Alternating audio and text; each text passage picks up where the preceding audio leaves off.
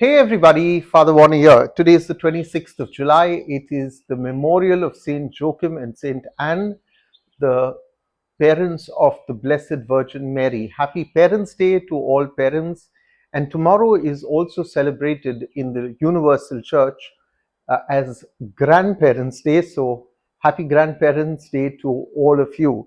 Now, the text of the memorial of Saint Joachim and Anne is Matthew chapter 13, verse 16 to 17, which we have just done on Thursday.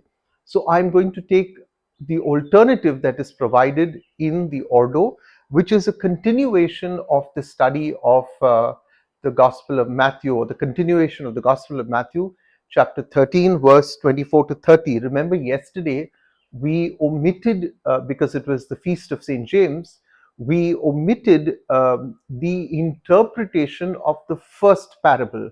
Yeah.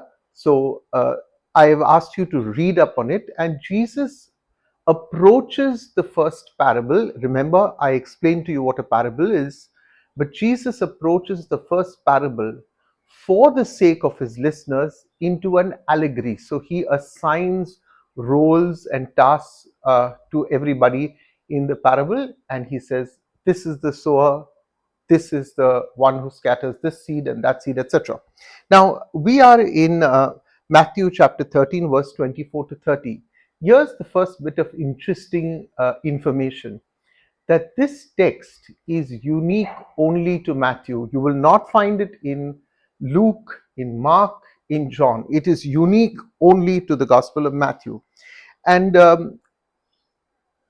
this parable, remember there are 7 parables in chapter 13, will deal with the opposition to the kingdom of God. Remember, all the 7 parables are linked to the kingdom of God. The second parable now deals with the opposition that the kingdom of God is going to face. Let me refresh your memory, because chapters 11 and 12 of the Gospel of Matthew focused on the opposition that Jesus faced from the scribes, from the Pharisees, from even the disciples of John the Baptist, and even from his own family. But principally, Jesus now is looking at the Pharisees, because they have gone out, as we have seen in the previous chapter, they have gone out to destroy him. Clearly, their hate has now reached a new proportion. And when Jesus talks about the kingdom of God, remember I said to you, a parable has one intended focus. The intended focus is the Pharisees and the fact that they are the ones who are the enemy, sowing evil seeds, bad seeds, discord among the people. Yeah, they are the ones who go around because they are in opposition to the good seed that we are going to read about, that Jesus sows. Now, I know I'm looking at this parable like an allegory, but you will see that Jesus also treats it in the same way. So we're going to do, while we keep in mind the parable, we keep in mind the intended audience is against the Pharisees. We're going to also see allegorically how it applies to you and me. So I hope that introduction was clear. So it begins with verse 24, another parable he put before them. So parable, it is a parable, yet Jesus is going to give us an allegorical interpretation. If you don't understand what an allegorical interpretation is, please go back to my first teaching where I began chapter 13, and I have spent about 5 to 10 minutes explaining the difference between a parable and an allegory. Now, Jesus says, the kingdom of heaven may be compared to a man who sowed good seed in his field. So, as I said, this is a parable that's going to focus on the opposition to the kingdom of God. Now, Jesus carries on with the imagery of sowing. Remember, I said to you, Jesus takes parables based on farming, on fishing, on trading, things that were around him. He goes from the known to the unknown. So he carries on. The previous parable was also about sowing. He carries on with sowing. But now the seed is not scattered. Yeah. And why do I say that? Because we are told specifically that the kingdom of God may be compared to a man who sowed good seed. And if somebody has bought good seed, someone who's bought expensive seed, yeah, he is going to take the trouble to sow it properly. Remember, in the previous parable, it could have been a hired help who scattered the seed. But here it is the man, it is the owner. Why? Because we know that in a while we are told that the slaves come to the owner. So this is the owner. This is the owner scattering carefully. And what is he scattering? He is scattering good seed. You can see the difference between the last parable and this one already. Now, he sows good seed, and because it is good seed, as I said, he scatters it also thoughtfully. Verse 25. But while men were sleeping, his enemy came and sowed weeds among the wheat and went away. Now, I need to explain to you what this weed is. Um, in Greek, the word is zizania. And really, zizania was a wild rice um, that is more like a grass than it was rice. You couldn't really eat it. But what Matthew was really referring to was not zizania. He was referring, this is the translation. Remember, the New Testament was translated from Hebrew to Greek and then into other languages. Matthew is referring to a weed which is called darnel or cockle. And darnel, here's the interesting thing, looks exactly like wheat. So the enemy who has come knows what he is doing.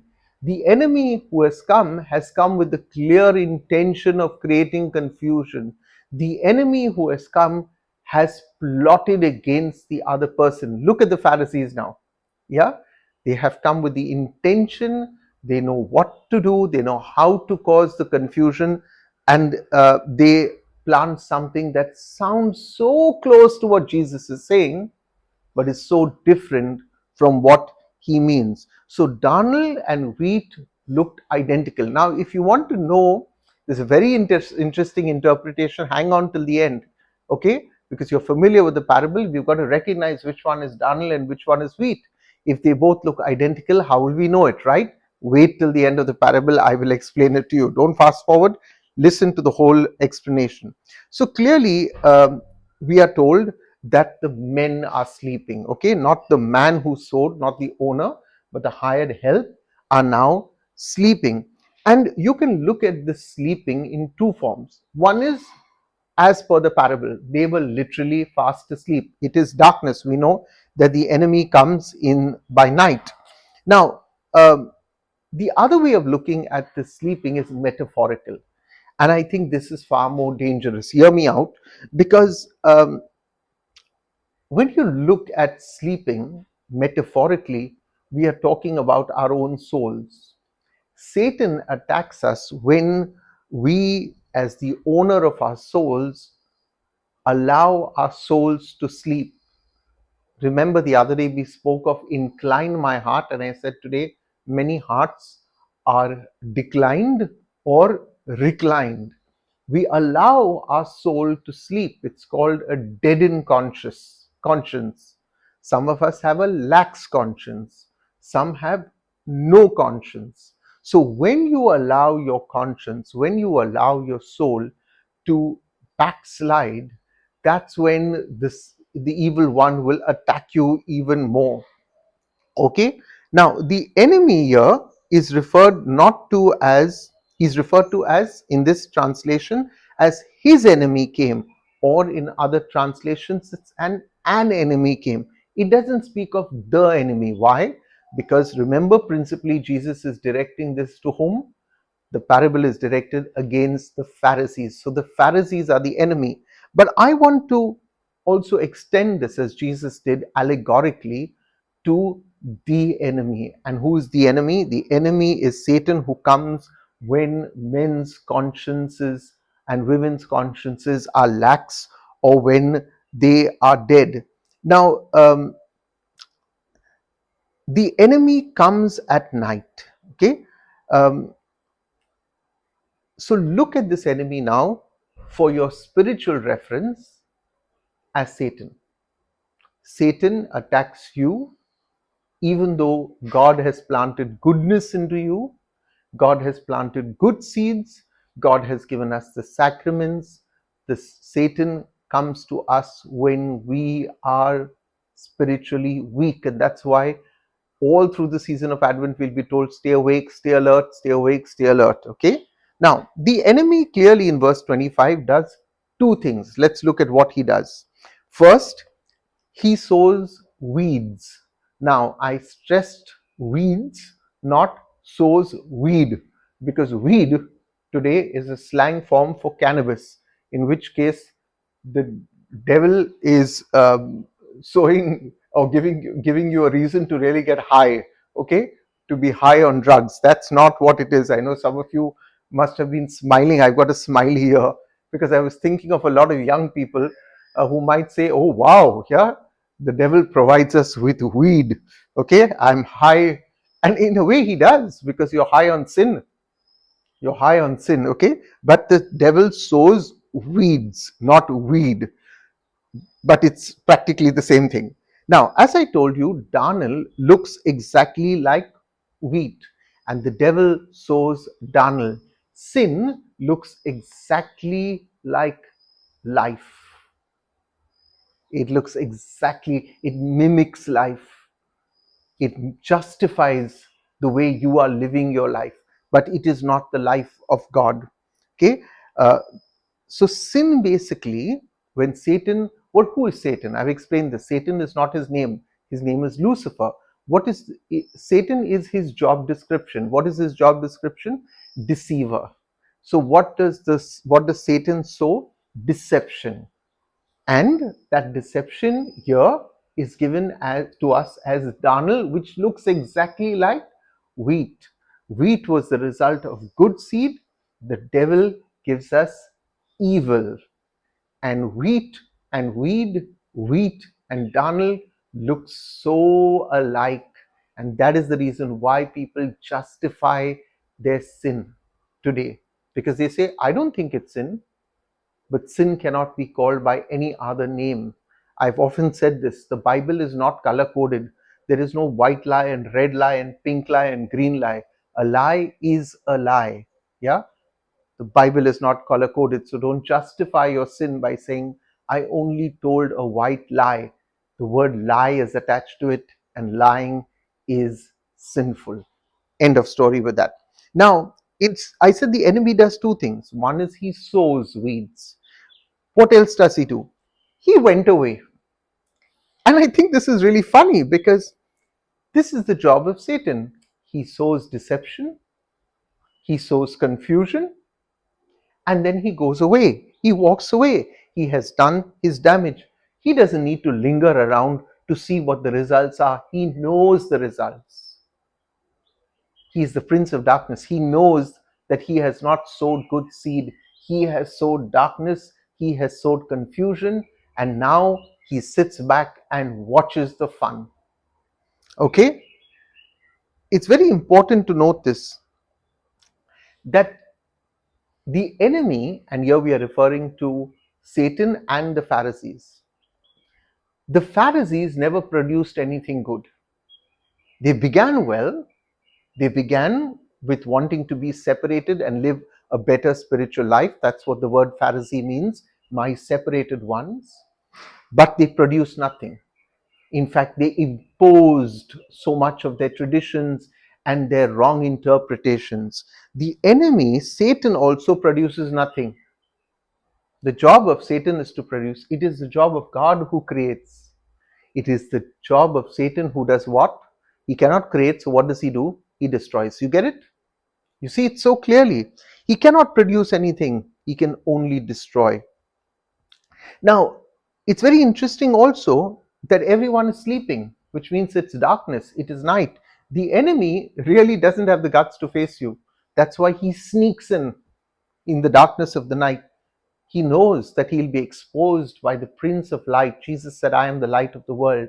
And light brings brightness, it brings clarity. Jesus is the Prince of Peace. Satan is the Prince of Darkness. Jesus calls him that. He is the Prince of Darkness. He's the Prince of Discord. He can't face you by day, so he attacks you at your weakest in the night. And not literally in the night, but in the night of your sin. In your sinful living, he'll keep on attacking you. Sow the discord, sow the disharmony, go away and watch the tamasha unfold. Now, um,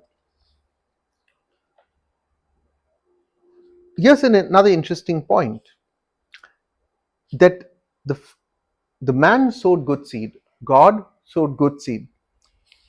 Whenever God sows good seed, whenever good happens around us, evil is not far behind. Evil is never far behind. I remember the late Cardinal Ivan Dias saying this each time he says something good happens in the church, Satan is not far behind. And it is true. He was referring to several incidences that happened to the church as soon as there was something good. Yeah, the minute there's a revival. I remember, I forget what really happened, but when the passion of Christ really hit, I was in the fourth year of my ministry, so this is somewhere around 2004 when we first saw the passion of Christ, and it moved everybody, the beating that Christ took. And I remember Cardinal Ivan at that point of time saying, while there's a revival because people are truly moved, watch, he says, this is the time Satan is going to come in. Wherever there is good, when good news is preached, bad news follows. Verse 26 and 27, I'll do it together briefly. So when the plants came up and bore grain, then the weeds appeared also. Interestingly, the good seed has produced grain. The weeds simply appear. They have no purpose except to cause discord. They are not going to contribute any more or to life. Verse 27, and the servants of the householder came to him and said, Sir, did you not sow good seed in your field? How then has it weeds? So there are two questions to the master. The first one is rhetorical. It says, did you not sow good seeds? The answer is in the question. It's a way of saying, you sowed good seed. What happened? That's a rhetorical question. Did you not sow good seed? Has God created a good world? What a stupid question. Of course he did. He created. Then you might say, what happened next? That's for you to answer. Is God good? Is a rhetorical question. Yeah. You can never say, is Satan good? Yeah, that's also a rhetorical question. The answer is, he's never good. You know the answer to a rhetorical question. They ask God, they ask the man, the householder, and say, did you not sow good seed? And he said, of course I did. Then the question is, the second question, how then has it weeds? And the second question is the reality that you and I face, because we see weeds in our spiritual life sprouting up. If you have a garden right now, it's raining as I teach you, and I keep going down to the garden down, and I find weeds coming up all the while. I just have to keep on pulling them out. It's a job you got to do with your spiritual life also. Those weeds, that sin keeps popping up, and you've got to be at it every week. That's why I suggest confessions every week. Every week, pulling out the weed. You can't allow your garden, your spiritual life, to be overrun by weeds and then say once a year I'm going to go for confession, and good luck if you say once in 14 years I'm going to go. Your garden is no longer a garden of beautiful plants, it is overrun by weeds. And we all know what gardens in Goa look like when they are not tended to. Yeah, I've got neighbors behind, and their plot is full of weeds. It is disgusting. That's how our spiritual life is. That's how our life looks. That's what Satan does, and that's how unkept. That's what weeds do. And how do you de-weed your garden? Confession. How often? Every week. Every week. I have a spiritual director I go to every week. Go. Don't let your garden be overrun. So the second reality is, how then has it weeds? Guess what? Satan doesn't stop popping those bad seeds into your life, especially when God has sowed goodness into you. Verse 28, he said to them, an enemy has done this. The servant said to him, then do you want us to go out and gather them? What is the response of Christ? Christ is not confused and says, how has this happened? I don't know. Let's do an investigation. Let's call a committee. Let's have a synod. Let's debate and deliberate.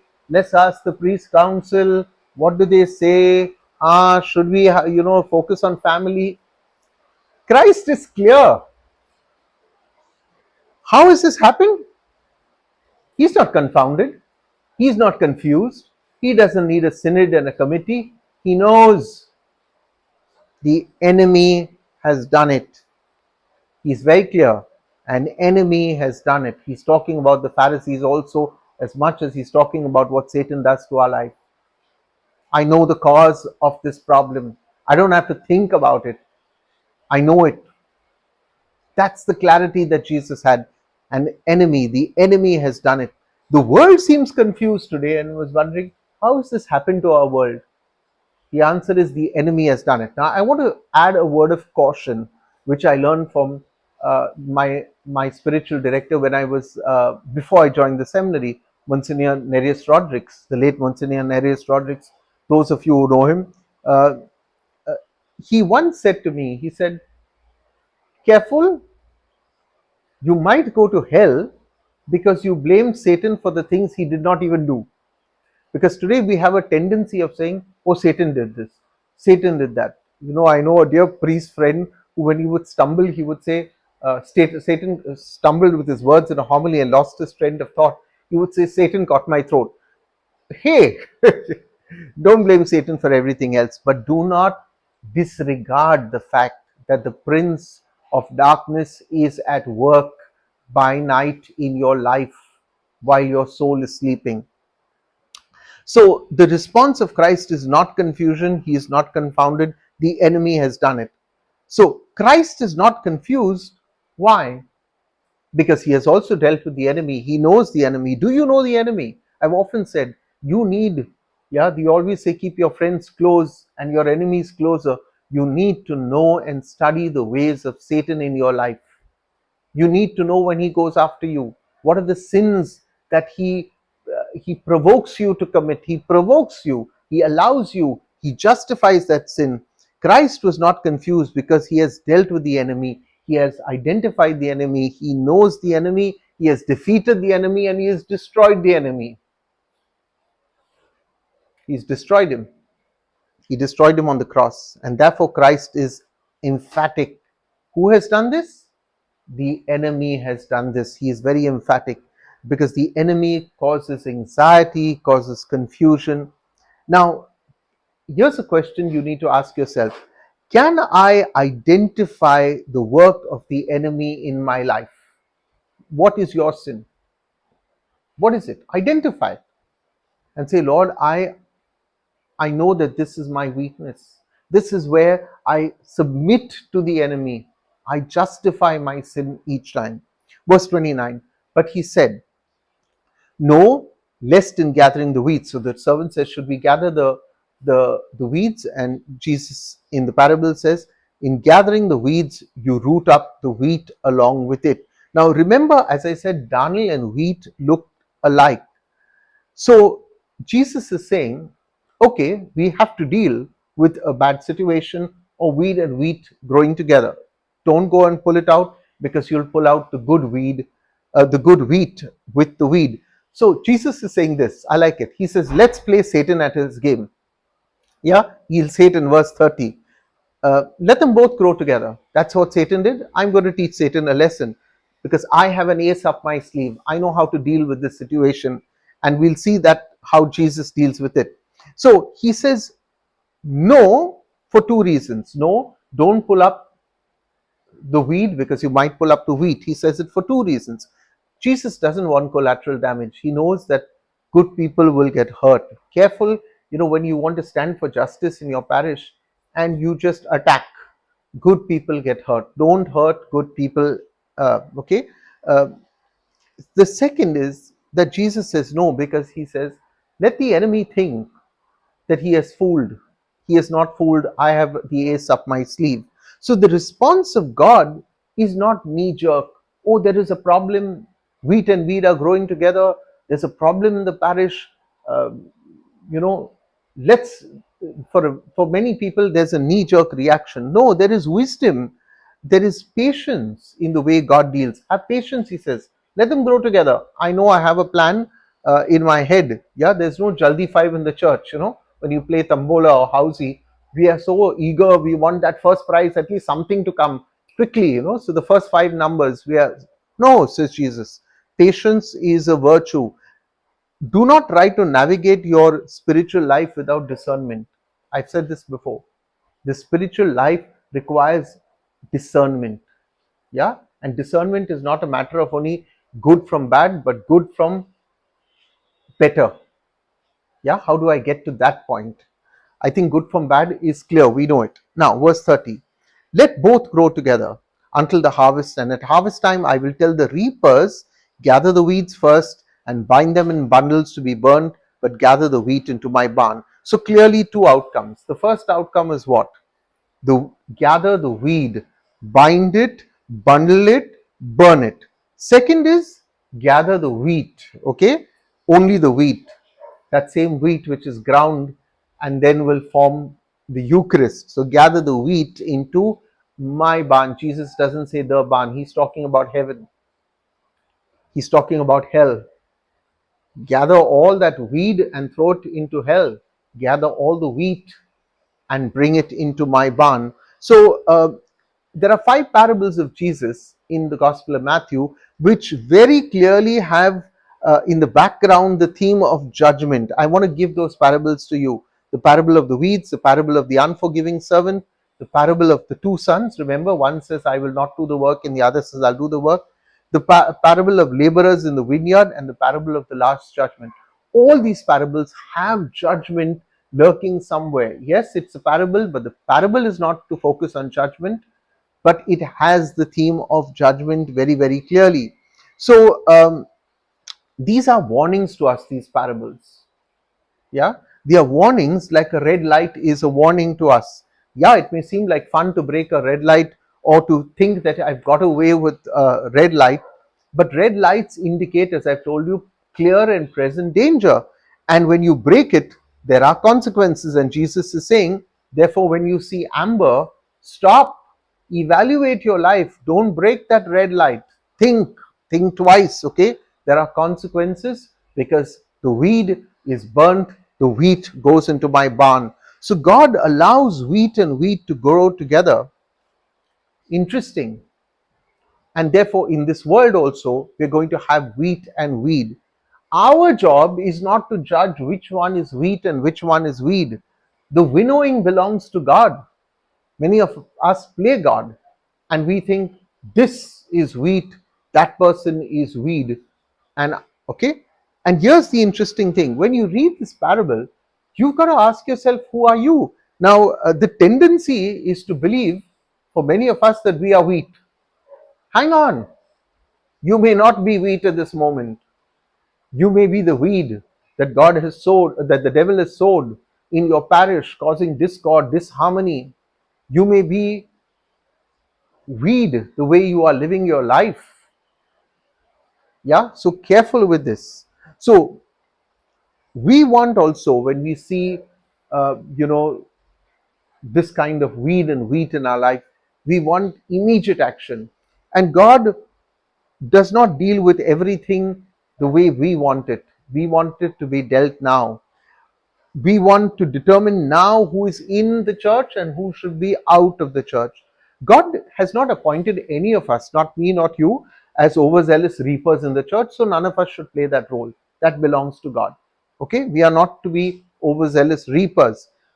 Many of us want to take matters into our own hands today. Relax, that's not your job. You are not God's appointed administrative assistant. So trust in divine providence. Trust, even sometimes when you see weed in the world, injustice in the world, trust in God's timing. There is injustice in your life because somebody has been the weed in your life, planting discord in your life. Trust in God's judgment. At the right time, He will send His reapers. So, how will you know? And this is the question I said I will answer. Because weed and wheat look the same. How will you know which one to be pulled up and which one should be burned? Which one should be stored and which one should be burned? Let me answer this. When wheat and weed come to maturity, the wheat, because it is full of grain, bends down. And the weed, because it is imitation and empty, stays up. Which one do you get into the barn? The one that is full, not the empty vessel that's making the most noise. And that's how you will determine which is wheat and which is weed. So, even though at harvest the roots may be intertwined, the weed and wheat are intertwined, we are not interested in the root, we are interested in the fruit, we are interested in the grain. You will know them by their fruits, not by their root. Even though now their root has been intertwined, you will know them by their fruit very clearly. So it's interesting, and I want to end with this, that when we began this narrative, the sower sowed. The slaves or the workers were the ones who came with a question and said, how did this happen? How did this evil happen? But at the end, there are the reapers. There are no sowers or slaves. The harvest is done by the angels of God who are the reapers. And sin has its consequence. I hope this teaching has been enlightening. God bless you. If you like this teaching, share it. If you like this teaching, subscribe to this channel. If you like this teaching, please also leave a comment and hit that like button. Thank you, everybody. I'll see you on Monday. Today is Saturday. I know that the Saturday teachings are missed by many, so please forward this to others because it's a very important teaching. And when I do the Monday teaching again, I will remind those on Monday to go back to this Saturday teaching. Bye for now.